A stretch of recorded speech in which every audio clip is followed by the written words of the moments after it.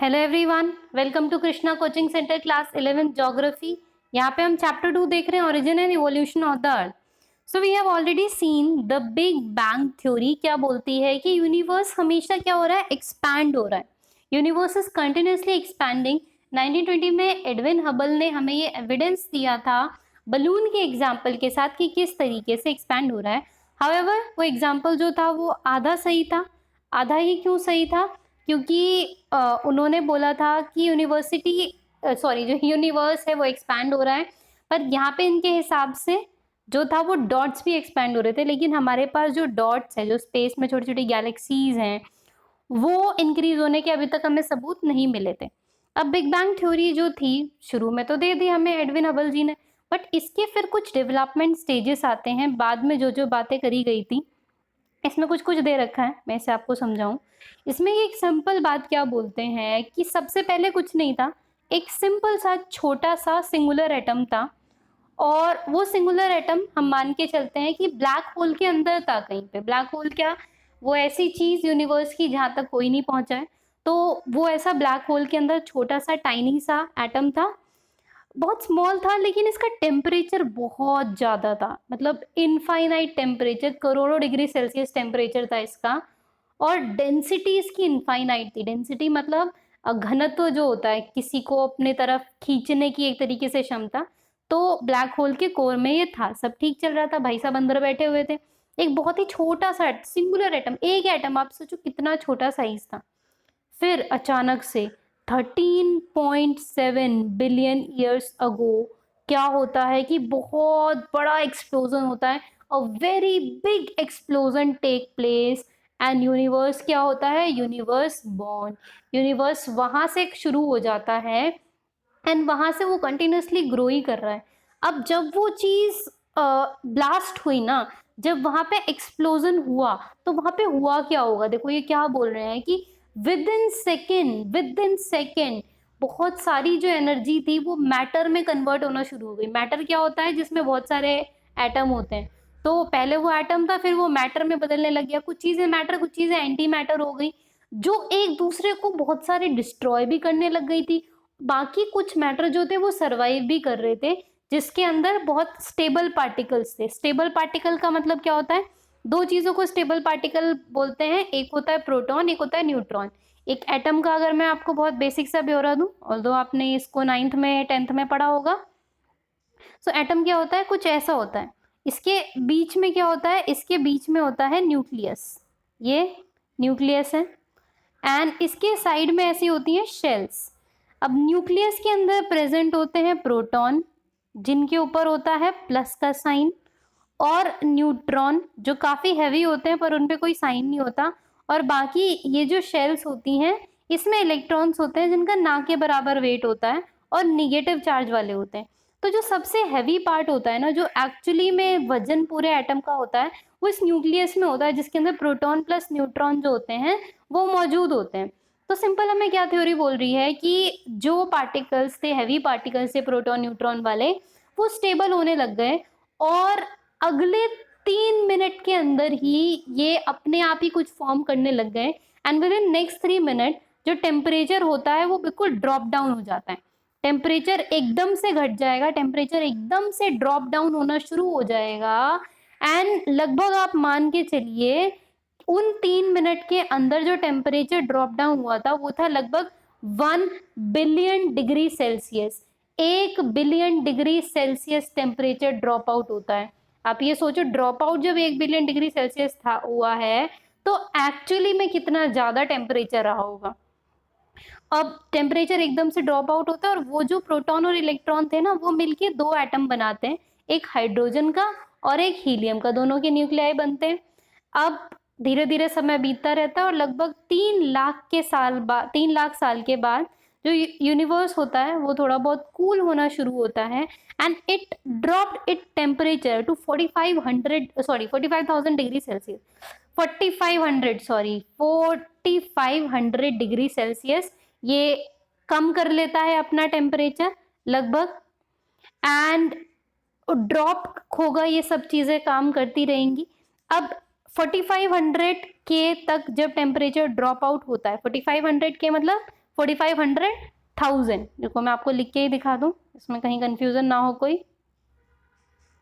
सो 1K का मतलब क्या होता है? 1K means 1000। सो 4500K मतलब 4500 इंटू 1000, यानी कि 1 2 3।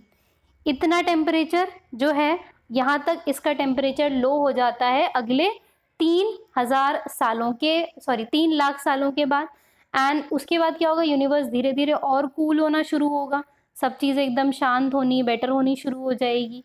एंड एक्सपेंशन अभी भी कंटिन्यू है, एक्सपेंशन अभी भी चलता जा रहा है, एंड धीरे धीरे ये एक स्टेडी स्टेट में आ जाएगा।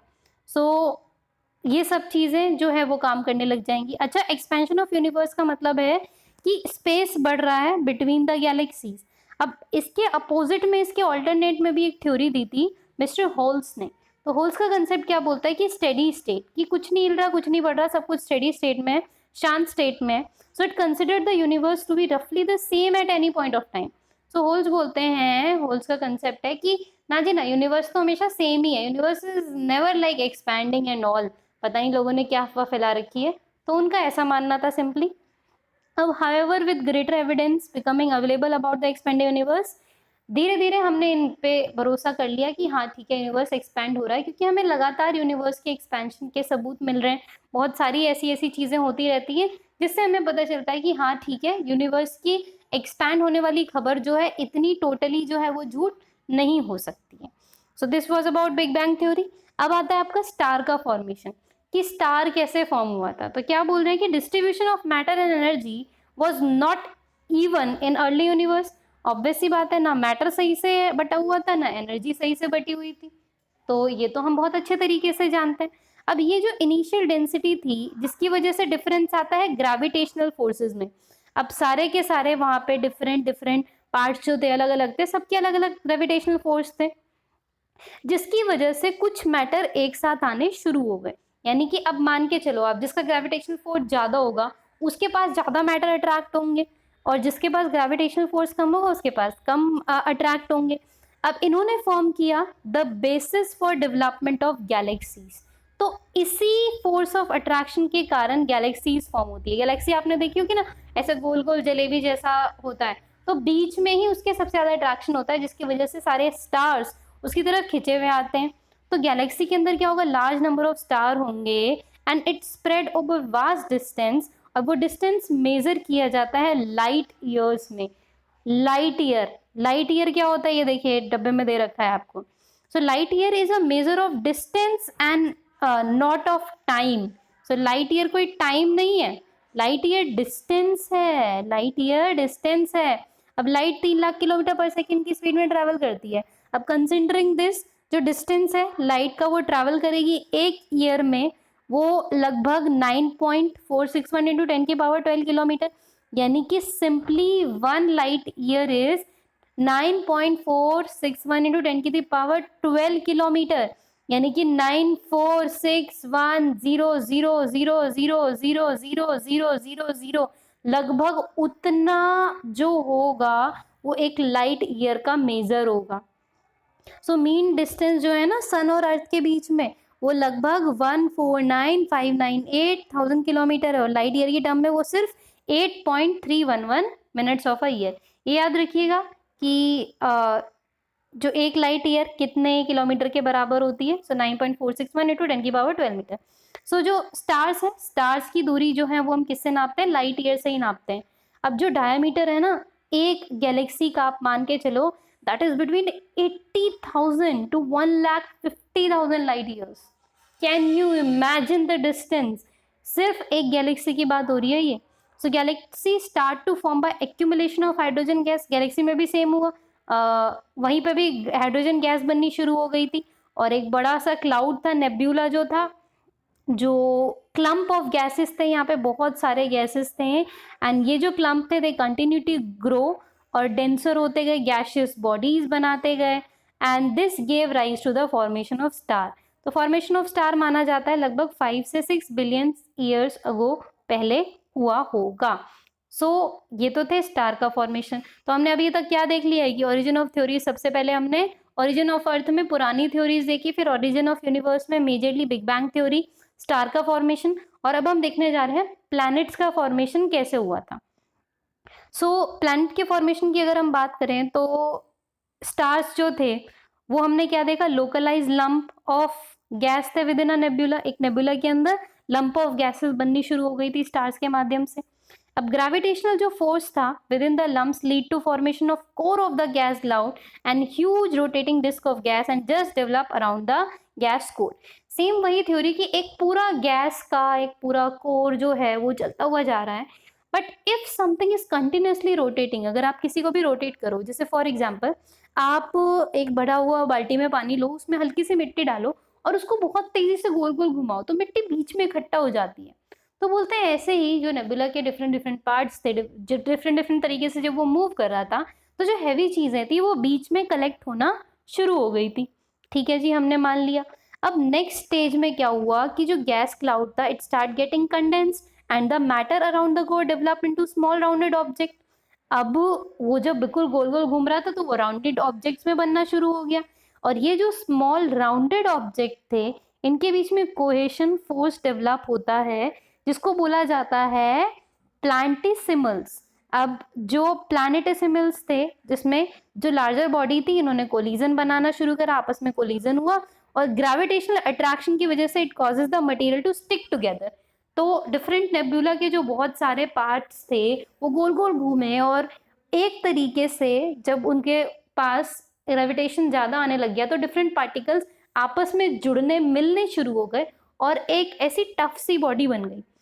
अब देखो इसमें मैं सिंपल सी चीज़ बताती हूँ आपको। सोलर सिस्टम में हमारे कितने 8 प्लैनेट है, पहले 9 थे, 8 थे। अब शुरू के जो 4 प्लैनेट है ना, मरकरी, वीनस, अर्थ, मार्स, और उसके जो बाद के 4 है, तो पहले के जो 4 हैं उनमें आपको गैस कंपैरेटिवली कम देखने को मिलेगी, बट ये जो आउटर प्लैनेट्स हैं उसमें आपको गैसेस ज़्यादा देखने को मिलेगी, क्योंकि जो नेबुला वाली थ्योरी है वो सिंपली क्या बोलते हैं, पहले सब गैस था, गैस बहुत तेजी से रोटेट हुई और इनसाइड उसके गैस के अंदर जो था एक प्लैनेट जैसा कुछ बन गया, एक हार्ड बॉडी बन गई।